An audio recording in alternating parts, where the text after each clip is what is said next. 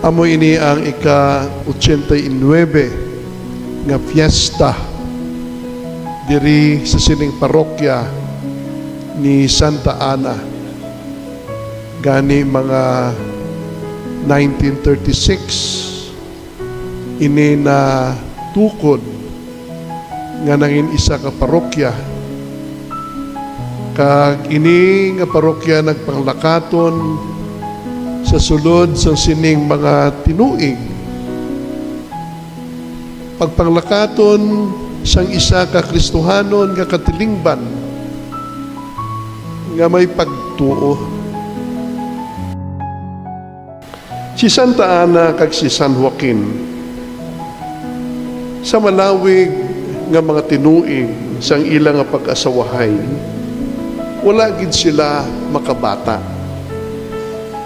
Apang wala gid magpalya ang ila pagtuo sa mahal nga Dios. Nagpangamuyo kag nagpangamuyo gid lang sila nga makaanak. Kag insabat gid man ang ila nga pagpangamuyo sa mahal nga Dios. Kag inhatagan sila sang isa ka bata nga babayi nga amo si Maria Santissima, nga ila nga ginpadako bilang isa ka babayi nga nangin puno sa mga bertudes. Ginhalungan gid nila si Maria Santissima nga magdako nga nahalad sa mahal nga Ginoo.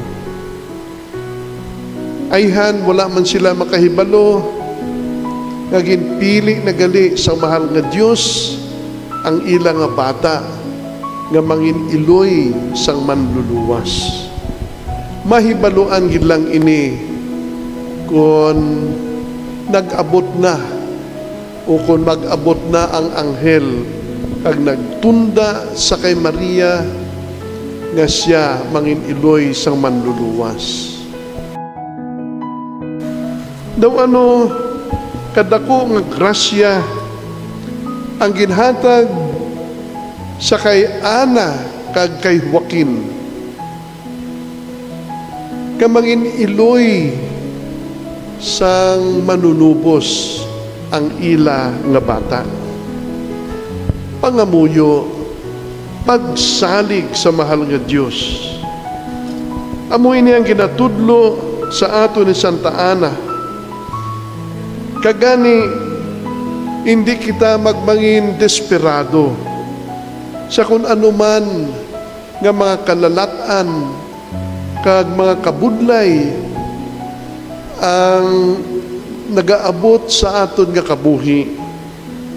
Maglaom kita pirmi sa mahal nga Dios. Kayang paglaom sa Dios, suno kay San Pablo, hindi gid magpaslaw sa aton. Nga bangod ang Dios mahigugmaon. Kag ato na hibaluan nga ang Kristohanon nga pagtuo ukon paglaom napasad sa gugma sang mahal nga Dios. Siling ni San Pablo, obra gid lamang sang maayo. Hindi kagid maguntat sa pag-ubra sang maayo. Kay may pag-aalihon kagid sa ulihi. God is good all the time. Kag hindi gid naton mapaktan ang mga kaayuhan nga aton nga mabaton. Bangod kay kita nagaubra man sang kaayuhan sa aton nga isig katao. Siling ni San Pablo, obra gid lamang sang maayo. Hindi kagid maguntat sa pag-ubra sang maayo. Kay may pag-aalihon kagid sa ulihi. God is good all the time. Kag hindi gid naton mapaktan ang mga kaayuhan nga aton nga mabaton. bangod kay kita nagaubra man sang kaayuhan sa aton nga isig katawo. Mga kauturan kay Kristo, ang paglaom sa mahal nga Dios amoy ni ang makabig naton nga angkla nga ginahaboy naton sa malangas nga kadagatan nga mga pagtilaw sa aton nga kabuhi.